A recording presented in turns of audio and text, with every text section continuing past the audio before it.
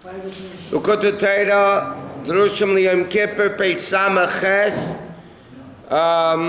2 lines in the end of the page. The last thing the Alter Rebbe was discussing was the slingshot. You can have a slingshot in Kedusha, you bend the thing back, meaning you come down all the way into Gashmias and it shoots very high. And you can have it in a negative way, you do the slingshot going the wrong way.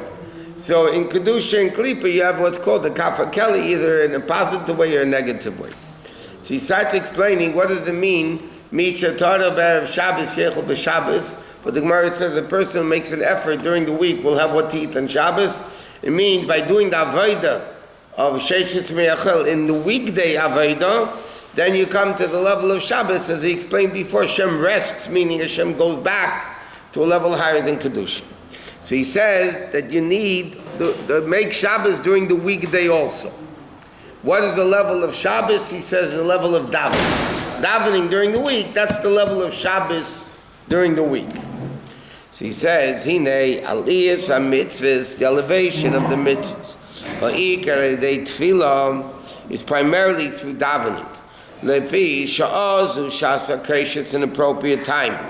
U'mitzgal u'misala b'chinas pnimis nukudas aleh b'chlos n'shamis Yisrael. Generally speaking, when a person davens, his neshama is revealed.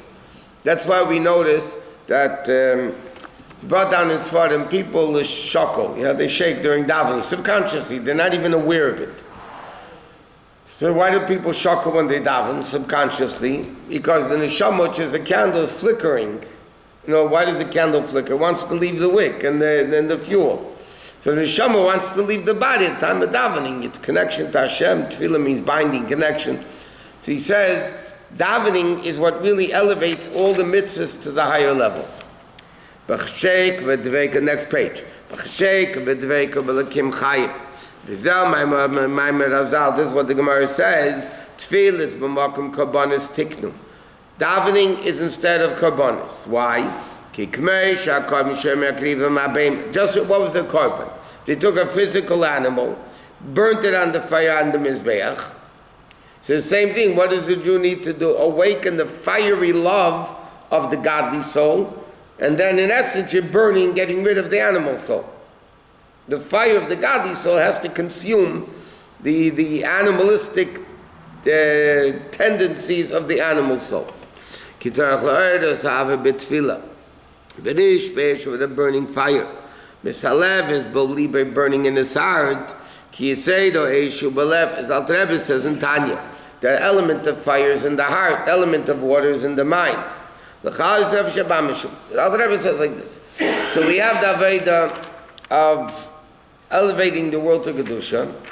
Primarily it's the level of Shabbos when Hashem reveals the infinite level of Kedusha is revealed in the world. He stopped creating, meaning he stopped revealing a finite level of godliness that creates the world. He goes back into the infinite state, and that's the Aved of the Jew. And the Aved of the Jew is by davening during the week, by elevating the neshama davening. You're burning, you're getting rid of the nefesh habamis, you reach a level of Shabbos. It says in the pasuk, there was a mitzvah in the Torah that Aaron's children, the Kohanim, had to bring a fire on the Mizbeach, right? Even though a fire came down from heaven. Like the Gemara says in Yuma, in days of Shlomo Melech Kol, a fiery coal came down from heaven, crouched like a lion, and that was the godly fire on the Mizbeach. Nevertheless, it says, there was a mitzvah loving menaheged. The Jews had to bring their own fire. What does that mean? Just like down here physically, there's koyanim. Aaron and koyan down here. You have upstairs in the heavenly spheres. You also have a Beis Hamikdash with a mizbeach, without an koyan and all that. Aaron and koyan gives the flame into the, like he kindled the menorah, right? So the kindling menorah means he gives the fire to the Jew, which Adam was Shushvina the Matrinusa, the accompaniment of the queen, with Zion Hareim from the 7 shepherds, Amashpilim Gili Alukusi Yisbarach, that reveals godliness b'makom neshamas Yisrael, into the source of neshamas up there, and then it trickles down here for the neshama to be lit. What is the Eish Shalamayla? What is the godly fire? That's the natural instinctive love that the neshama has, period. No avodah, no doing of our own. There's a fire that comes from Hashem, meaning the godly spark that exists within every Jew. Now Hashem says, it's not enough what I'm giving you. Now bring your own fire. Bring your own godliness. Skip the 5 lines of the brackets. That godly flame, I mean, like the Pinta Yid, the essence of the Jew, that doesn't come into the Nefesh Habamis. That doesn't deal directly with the Nefesh Habamis. But that's the level of Mesiras Nefesh. Al Kiddush Hashem Mamish, for sanctification, that it's ready to give up its life. It's ready to leave the wick, which is the body that holds on to the fire.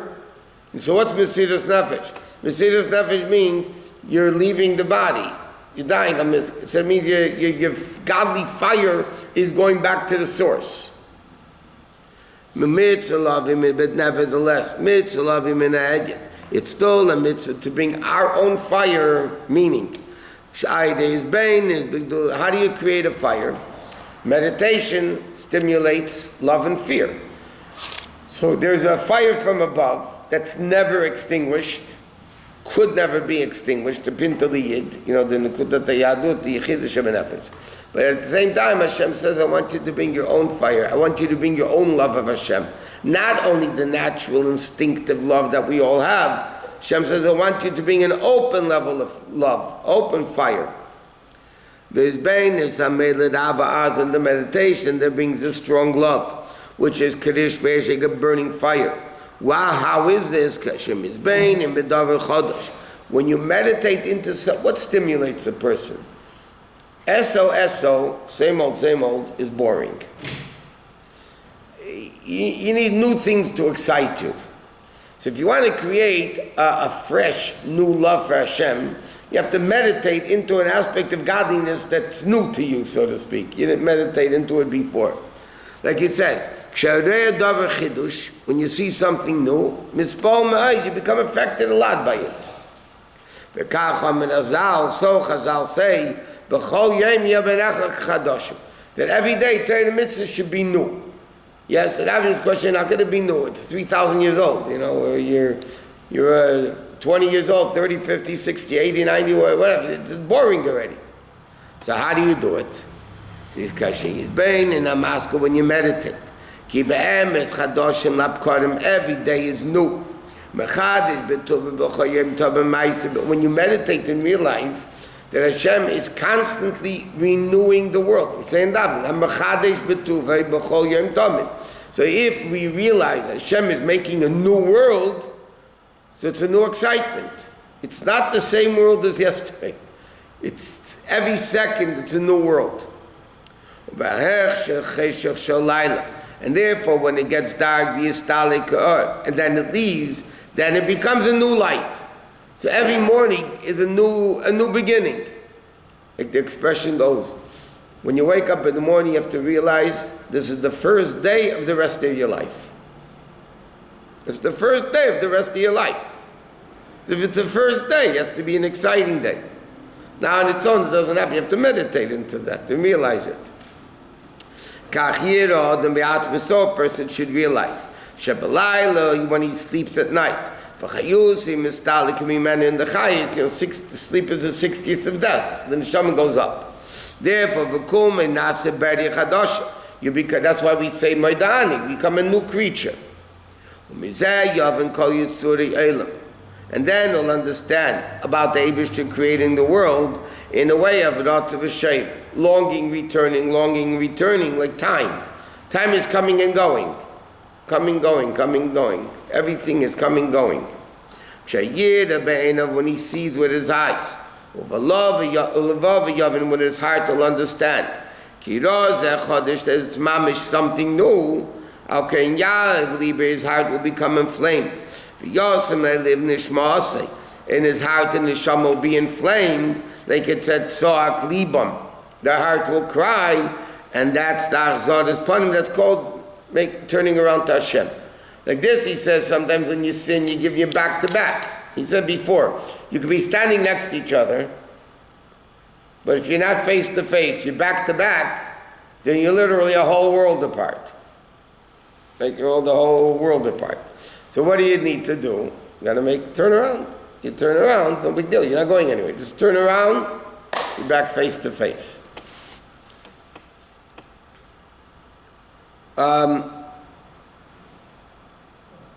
Okay. So he says,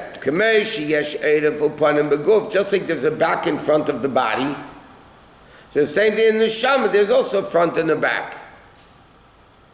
Meaning the pneumius of the neshama, the external level of the neshama.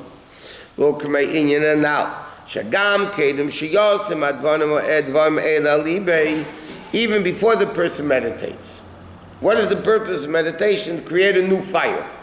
So the fire really is there before. It came down from heaven. The natural, instinctive. In other words, what the Rebbe is saying is, you don't have to create a new love of Hashem. The love is there. You just have to reveal the hidden, natural, instinctive love, which is not necessarily revealed. We need to reveal it. It's there. You don't have to create it. Creating something is much more difficult than just revealing something that's there.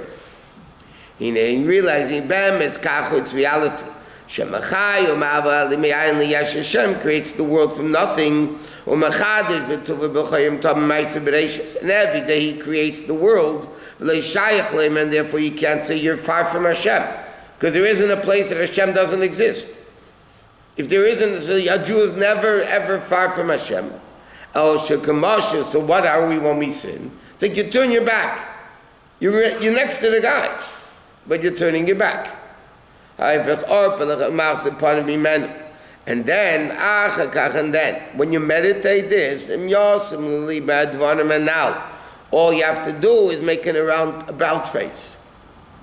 That's why we mention many times in the Kiruv movements, they have an expression, I'm into Kiruv Rechokim. I'm bringing the distant people closer. The Rebbe didn't like that statement, because the Rebbe said a Jew is never far. You bring a close Jew closer, but to say a Jew is far, he may turn his back. He might be standing next to you. You turn your back, but you're still next to each other. All you got to do is turn around. There's nothing great you got to do. Just make a U-turn.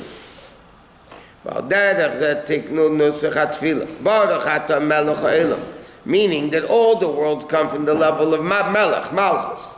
In other words, the whole creation of world, the universe, is one word from Hashem's mouth. Which is, compared to Hashem, really nothing. And yet, what do we want? That level of Elokus to become revealed within us, like it says, Baruch Hashem Elokei Yisrael, not only bless it, bring down the level of Elokus min ha'elam ba'ad ha'elam, from the hidden worlds to the revealed worlds, that we should bring down from the highest source of godliness, that we could say, Ki who's that this is it. Ki who's that who, but it's talking about guys have an argument in court, and he said whatever. But in Chassidus it says, Ki who's that? Who is third person? He. That means it's not in front of you. It says concealed. Right? It's not in front of you. You is in front of you. He is not in front of you. So what ki who's that mean? That the Jews should make from the who, that. From the distant, you should make revealed. Meaning make the nefesh abamis, which is distant from Hashem, make that also elokus, make that also godliness. Hashem should turn to us in a way of face. Aidu shuveinu panenu elef. By us turning our face back to Hashem, and as we sin, we go back, turn our backs against Hashem. Right? Panu alay eidef.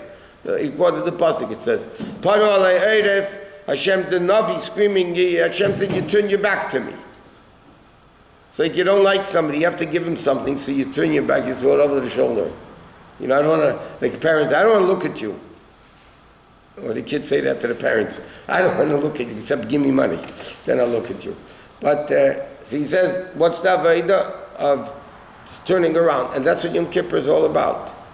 Yom Kippur is when the essence of the Jew is revealed. So the Jew is present. He's accounted for. You just got to turn around. Make a U-turn. Hashem is looking at us, by the way. Hashem is always looking. We turn our back to him. So it's not even back to back. Hashem and the Jew. Huh? Back to face. Now we are the ones that turned our back to him. He doesn't turn our back. Even when we sin, he doesn't turn his back to us. So Hashem says, listen guy, you don't have to do anything. Just make a U-turn. Just turn around and look at me. That's it. Okay. We'll start Eis Dalet. That's what it says. That's Shmi La'elam. This is my name forever. Shmi im Yudkei. So he says like this. That's Shmi La'elam. So he says, the word Shmi, Shem Mem Yud, which is 350, with Yudkei is 365. Okay, because that's Loisase. Min mitzvah say nimshachim b'chinas vav hey, which is the level alma disgalia, and ma mitzvah loisase comes in the level yudke, which is alma disgasia. Okay, now the Alter Rebbe asked, we're just going to leave it at this. At the beginning of the Maamar, the Alter Rebbe asked a question: if a positive mitzvah pushes us of a negative mitzvah, that means positive mitzvah is stronger. So why is it the tshuva for a negative commandment is more difficult than a tshuva for a positive mitzvah?